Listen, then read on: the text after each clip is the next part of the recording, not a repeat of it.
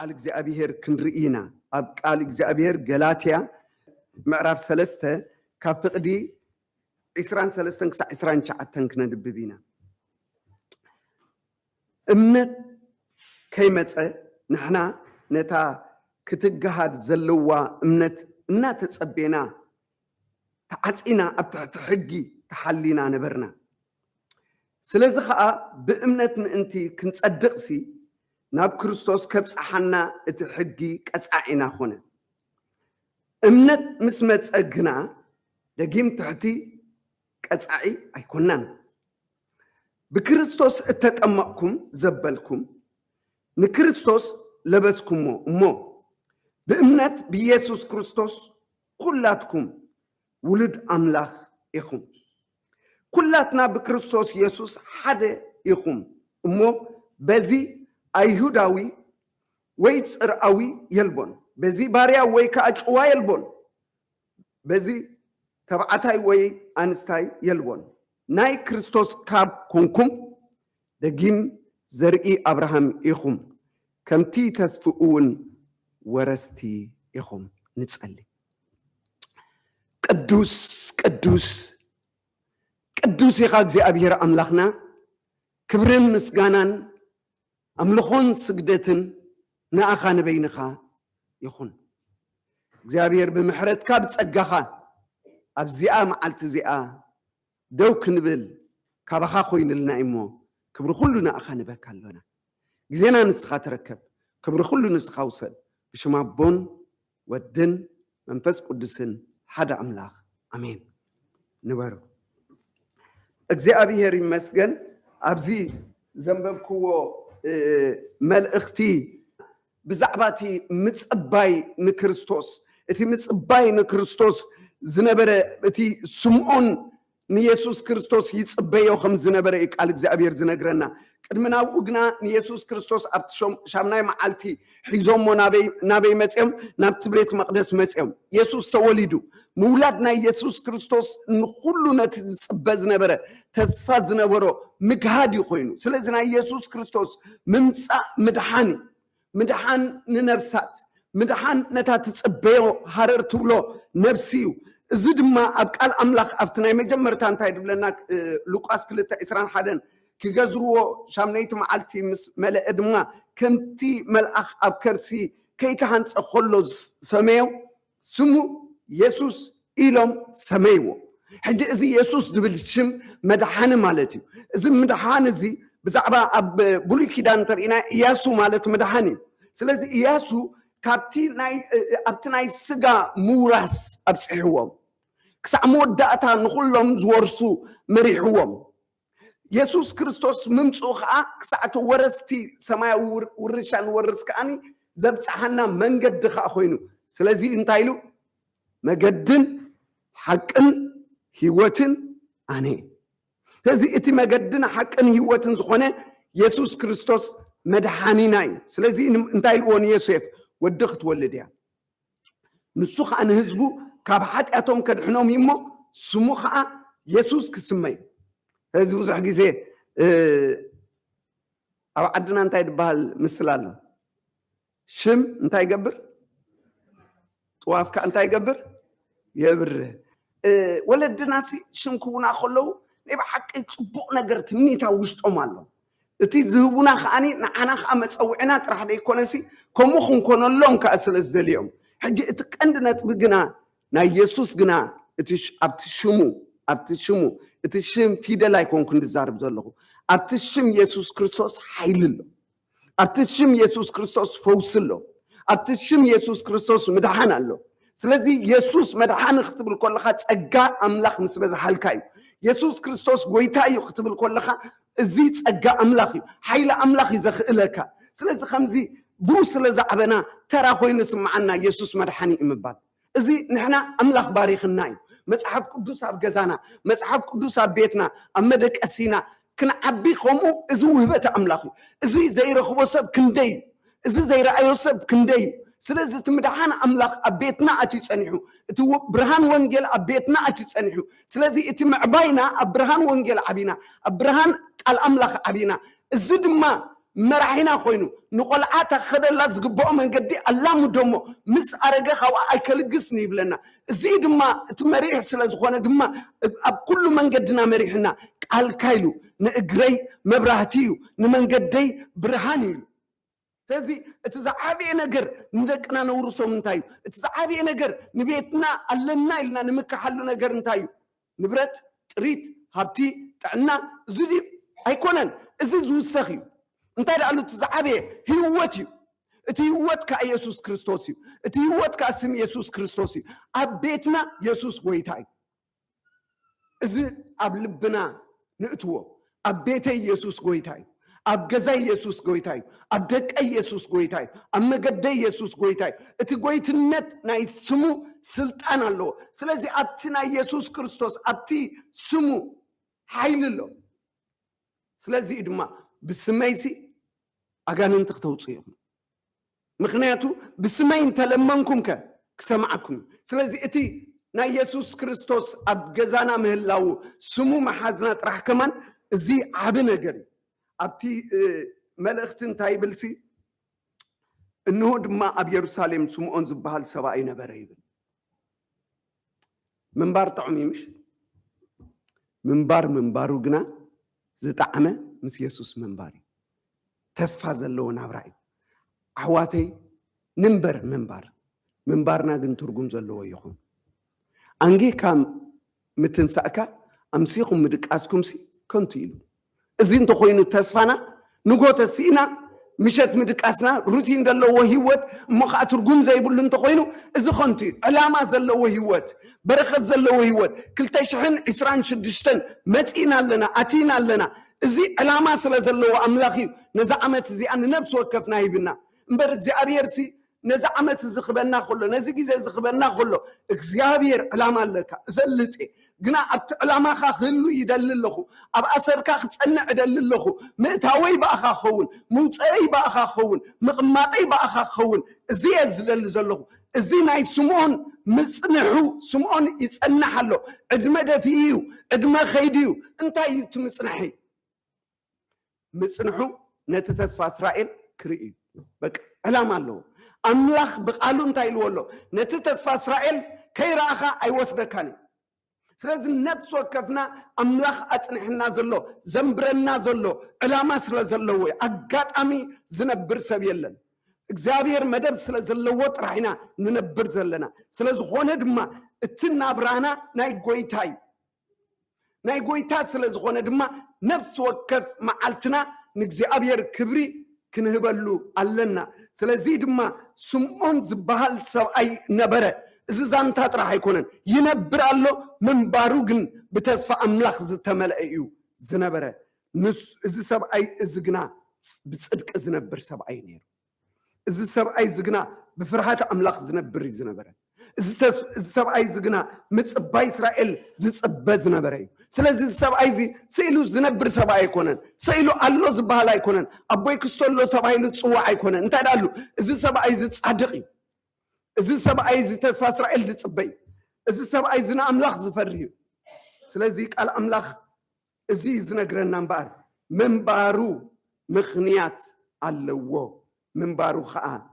صدقي أملاخ زلوي ماتيوس 5:10 صدقكم كاب صدقي صحابتم فريساويان أزيون تزي بزحم أمن قصة سمايات كتو عيتا أتوني إخم إلى نقرأكم اللهم حجن تايو صدقكم سخامناي فريساويان تدي صبق اسمن قصة سمايات عيتا أتوني مبار بقبرينا من قصة سمايات ناتو أحواتي امنت بزي قبري كنتو يعني زي امنت زي جبري خنتي اخبل كله بار جبري منغست املاخ ديت هنا دي ايكونن انت دالو امنت زلو وسب يفرد مايو مخناتو تامنت تفريا املاخسي اسرحيو خنبل املاخ هياوي خنبل كلنا بافنا طرح يكوننا املاخ هياوي نبل انت دالو هياو مخانو اب هيوتنا ازرائيل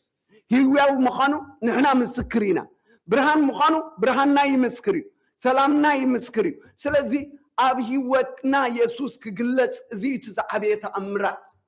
أمنا برانا يسوس كجلت زيت زعبية أمرات أب كنافرنا كبر أملاك كجلت زي جويت هزدلنا سلازي رومي شمونت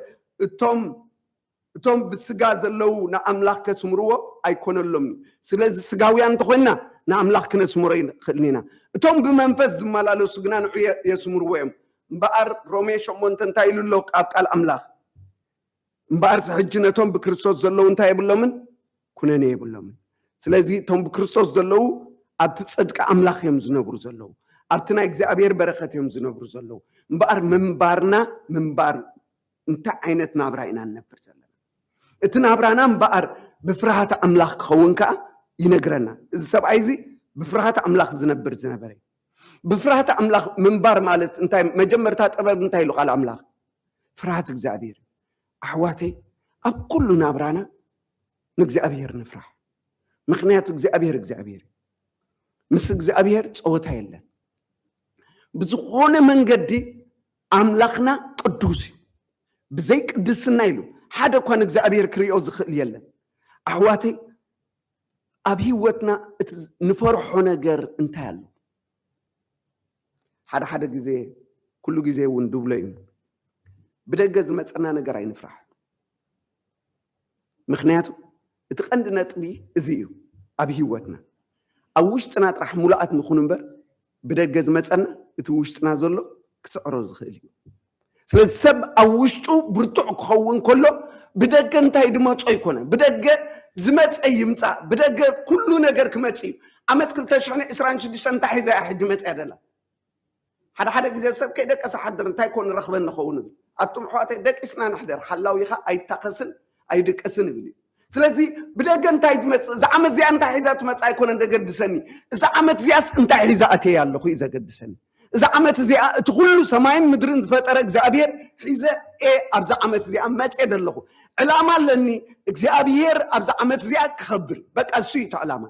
ንሕና ግን መሳርሒ ኮይና ንወፅእ ነቲ ዕላማት ስለ ዝወፀና ኸዓኒ እንታይ ዝገብረልና እግዚኣብሔር ብሓጎስ ክትወፁ ብሰላም ድማ ክትስነየኹም ኣኽራን ኮረቢት ዕልል ክብሉለዮም ኣእዋም መሮርካ እንታይ ክገብሩለዮም ከጣቕዑለዮም መን ስለ ዝኣዘዘ ሰማይ ምድርን ዝፈጠረ እግዚኣብሔር ስለ ዝኣዘዘ ስለዚ እቲ ብቅድሜና ዝመፀና ዘሎ ይኮንና ንሕና ንርኢ እንታይ ዳሉ እቲ ውሽጥና ዘሎ ኢና ንርኢ ስለዚ ኣብ ውሽጠይ ንኣምላኽ ከኽብር እዚ ቅንኣት እዚ ክህልወኒ ኣለዎ ኣብ ውሽጠይ ፍርሃት ኣምላኽ ክህልወኒ ኣለዎ ዝኾነ ነገር ዝገብሮ ከዓ ንኣምላኽ ፈሪሕ እምበር ነቲ ብደገ ዘሎ ፈሪሕ ክኸውን የብሉን ኣሕዋተይ ካብ ንኣምላኽ ንሕና ንመን ንፈርሕ መስለኩም ሰብ እንታይ ክብለኒ ኣሕዋተይ ሰብ ክብል እዩ ግና እቲ ሓደ ነገር ኣሎ ሰብ እንታይ ዝርኢ ልቢ እዩ ዝርኢ ኣይኮነን ሰብ ደገ እዩ ዝርኢ እግዚኣብሔር ግን እንታይ ዝርኢ ልቢ እዩ ዝርኢ ሓደ ግዜ ንሰብ ክንእምን ኢና ንፅዕር እንታይ ዳሉ ኣይትጨነቁ እግዚኣብሔር እዩ ንሓቅ እንታይ ኣብ ዓድናስ ሓቅሲ ብእግራ ተቐበርካያስ ብርእሳ ትወፅእ ዲ ወይስ ብርእሳ ተቐበርካያ ብእግራ ትወፅእ ከምዛ ሓፃር ኣንሶላ ኮይና እያ ትስማዓኒ ንእሽተይ ከብርለይ ሓፃር እንተሂቦምኹም ትሽገሩ ዶ برئسكم تقرقركم ما أجركم توسع بأجركم تقرقركم ما رئسكم توسع أبزي أتكالس لقيت خات وجع حدا نجرك نجركم بقى هيوتكم نبرو بقى بسلام نبرو أجكم تتأبقي أبقى من لنا كريستوس نعو أبانا له نحنا بقى حدا جزء تايدنا تسجمنا مسلكم نحنا نتي هيوتنا سبروف كنجبرينا نتسعر ناتنا نبرادين نبر نتي እግዚአብሔር ዘኽብሮና ብራደ ይነብር እታ አምላኽ ዝደልየ ዘይነብር ኣሕዋተይ ንኽብረ አምላኽ ዝነብር ሰብ ንሰብ ክእምን ኢሉ ኣይነብርን እንታይ ዳሉ ንእግዚአብሔር ከኽብር ኢሉ ዝነብር ንእግዚአብሔር ዘኽብርካ ንእግዚአብሔር ብምፍራይ ስለዚ ድማ ከላይ ጢሞቴዎስ እንታይ ብለና 3:12 ግና ኸቶም ብክርስቶስ ኢየሱስ ብፍርሃት እግዚአብሔር ዝነብሩ ኢሉ ብምንታይ ዝነብሩ ብፍርሃት እግዚአብሔር ዝነብሩ እምበኣር እቲ ሳልሳይ ድማ እንታይ ምጽንናዕ ዝጽበእ نمن تصبنيرو نكريستوس يتصبنيرو أحواتي كنبر كلنا نمن نتصبن نكريستوس نتصبن يسوس كمتيك قداماي ممصو يكون ندخل اي ممصو يسوس ندخل اي ممصو انتاي يخمص بغرما يخمص بخبري يخمص نحنا دما اتنصبيو املاخنا مسمص نحنا دما انتاي كنغبرينا قنديلنا ابرينا منعو دما انتاي كنغبرينا اب ايرات كنقبولينا مسعود ما أنا حوارو كنا برينا فقرات حواتي يسوع تصبي الله خزبل سب من يسوع متصباي مالتاي مالدي ብመንገዱ ምምልላስ ኢየሱስ ምጽባይ ማለት ፈቃዱ ምግባር እዩ ምክንያቱ ንሱ ምስ መጸ አቦታና ከይስእነና ምክንያቱ ንሱ ምስ መጸ አበይ ከም ዝመጸ ፈልጥ ስለዚህ እተን 10 ደናግል እተን 5 ዓያሹ እተን 5 ለባማት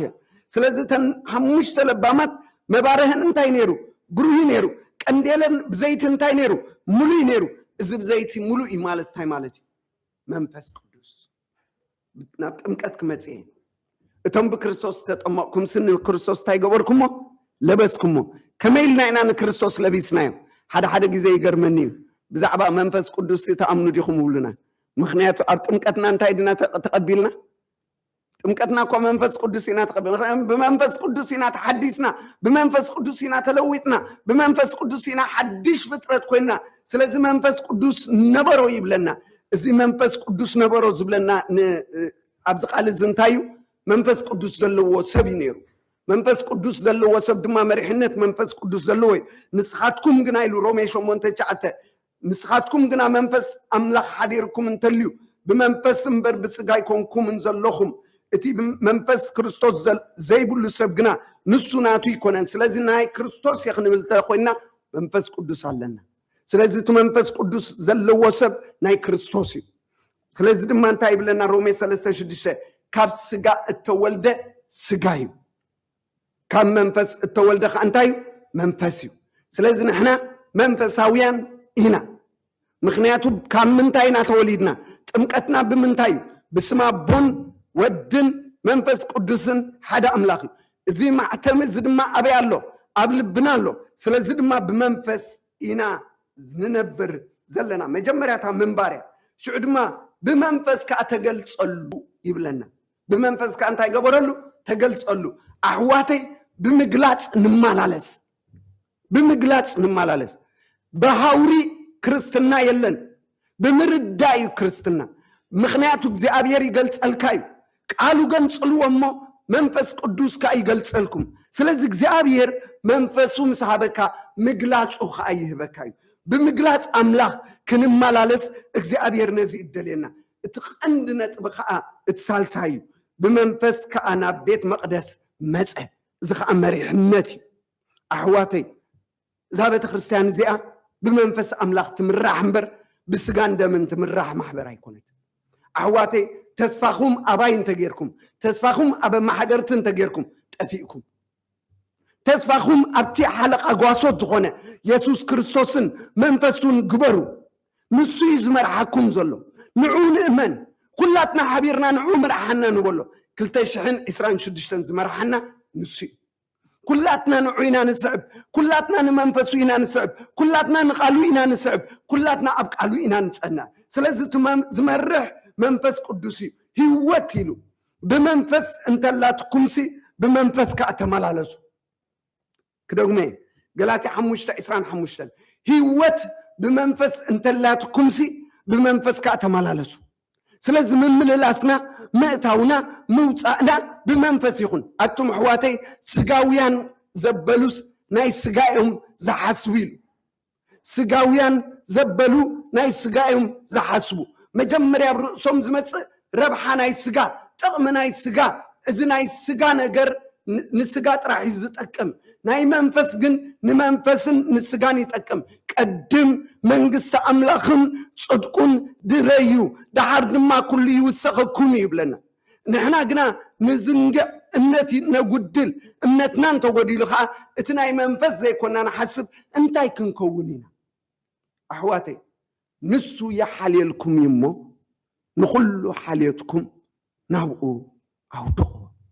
ስለዚህ ዝሓሊ ኣቦለና እቲ ዝሓሊ ድማ ንሱ ኣቦናይ እቶም በክርስቶስ ተጠመቁ ዘበሉ ንሳቶም ወረስቲ ኮይኖም እዮም